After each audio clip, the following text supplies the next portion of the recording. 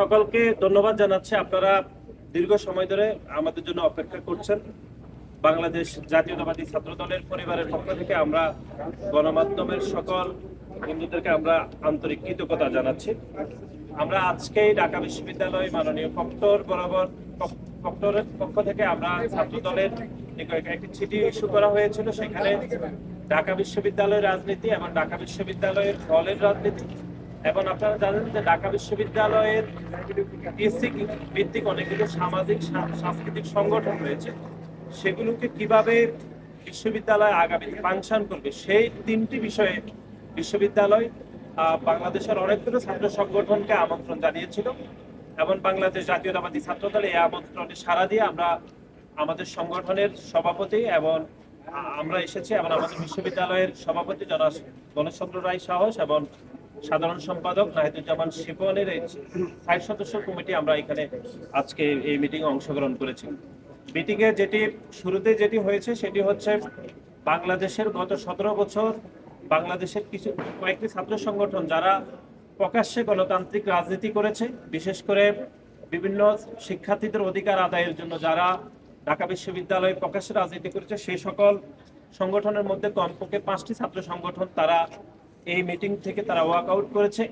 এই জন্যই যে ৫ তারিখের বিশেষ করে ৫ই আগস্টের ছাত্র জনতার গণ অভ্যুত্থান সফলভাবে সমাপ্তির পরেও বাংলাদেশের বিভিন্ন ক্যাম্পাসে যারা গুপ্ত রাজনীতি করে, বিশেষ করে ছাত্র শিবিরের যে এক ধরনের গুপ্ত রাজনীতিকে তারা দোষারোপ করে তারা ওয়াক আউট করেছে এবং কয়েকটি বিষয়ে বাংলাদেশ জাতীয়তাবাদী ছাত্রদল তাদের মতামত ব্যক্ত করেছে। আমরা শুরুতে সামান্য করে একটু বলবো, বিস্তারিত আমাদের সংগঠনের সভাপতি জনাব রাকিবুল ইসলাম রাকিব ব্যাখ্যা করবেন।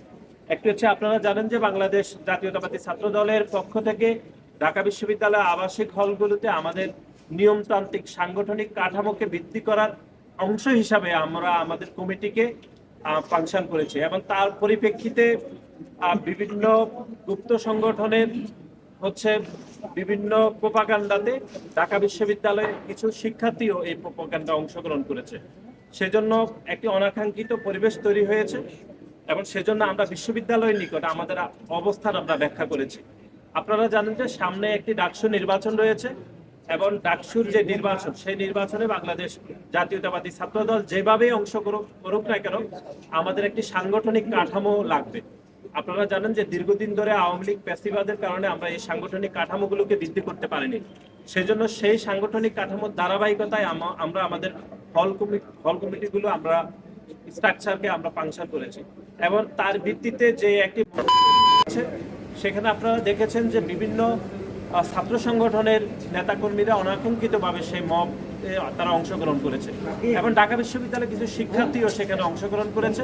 আমরা মাননীয় উপাচার্যকে বলেছি যে যারা গুপ্তভাবে এই মব তৈরিতে প্রোপাগান্ডা করছে তাদেরকে স্পেসিফিক করে সাংগঠনিক কাঠামোতে কিভাবে শ্রেণীবিন্যাস করা যায় সেজন্য আমরা মাননীয় উপাচার্যকে বলেছি এবং একই সাথে ঢাকা বিশ্ববিদ্যালয় যে সকল সাধারণ শিক্ষার্থীরা, কথিত সাধারণ শিক্ষার্থী নয় বরং যারা আসলে সাধারণ শিক্ষার্থীরা, আমাদের এই হল কমিটি ঘোষণার কারণে তারা যদি কোনোভাবে পূর্বের রাজনীতিতে ছাত্রলীগের রাজনীতিকে মিশিয়ে যদি তারা কোনোভাবে ভয় পেয়ে থাকে, আমরা বলছি যে আমরা সে সকল সাধারণ শিক্ষার্থীদের সাথে আমরা অংশীদারিত্বের ভিত্তিতে আলাপ আলোচনা আমরা করতে চাই এবং একই সাথে আজকে এখানে একটি গুরুত্বপূর্ণ বিষয়ে আলাপ আলোচনা হয়েছে।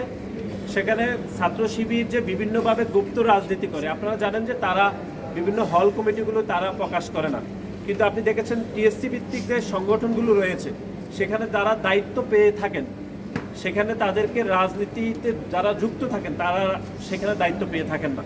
কিন্তু আমরা দেখেছি ঢাকা বিশ্ববিদ্যালয়ের বিভিন্ন হলগুলোতে, বিশেষ করে ডিবেটিং সোসাইটি সহ অনেকগুলো সামাজিক সংগঠনে যারা প্রেসিডেন্ট সেক্রেটারি হয়েছেন তারা পরবর্তী সময়ে আমরা দেখেছি যে ছাত্র শিবিরের রাজনীতির সাথে যুক্ত হয়েছেন। সুতরাং আমরা বিশ্ববিদ্যালয়কে অনুরোধ করেছি যে গুপ্ত রাজনীতি ঢাকা বিশ্ববিদ্যালয়ে বন্ধ করতে হবে।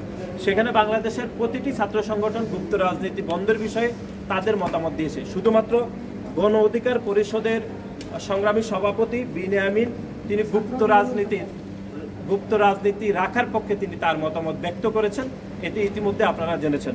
আমরা মনে করি বাংলাদেশের কোনো ক্যাম্পাসে কোনো গুপ্ত রাজনীতি থাকা উচিত না, তারই ধারাবাহিকতায় ঢাকা বিশ্ববিদ্যালয়ের পবিত্র মাটিতে কোনো গুপ্ত রাজনীতি থাকা উচিত না বলে আমরা মনে করি। এবং এর বাহিরে অনেকগুলো বিষয় আলাপ আলোচনা হয়েছে। বিশেষ করে আপনারা জানেন গণতান্ত্রিক রাজনীতিতে যে সকল শিক্ষার্থীরা জড়িত থাকে সে সকল শিক্ষার্থীদেরকে মব তৈরি করে বিভিন্ন হয়রানি করা হয়। বিশেষ করে ঢাকা বিশ্ববিদ্যালয়ে ছাত্রদলের নারী শিক্ষার্থীদের যে হল কমিটিগুলো আমরা দিয়েছি, সে নারী শিক্ষার্থীদেরকে ছাত্রদলের যারা বিভিন্ন পর্যায়ে দায়িত্ব পেয়েছেন তাদেরকে বিভিন্নভাবে হেনস্থা করা হচ্ছে। সেজন্য আমরা মাননীয় উপাচার্য বরাবর আমরা আবেদন করেছি যেন ছাত্রদলের কোনো নেতাকর্মী শুধুমাত্র তার একটি রাজনৈতিক পরিচয়ের কারণে কোনোভাবে সামাজিকভাবে অথবা যে কোনোভাবে যেন হয়রানির শিকার না হয়, সেজন্য বিশ্ববিদ্যালয় প্রশাসনের কাছে আমরা জোর দাবি জানিয়েছি যেন এই প্রক্রিয়াগুলো বন্ধ হয়।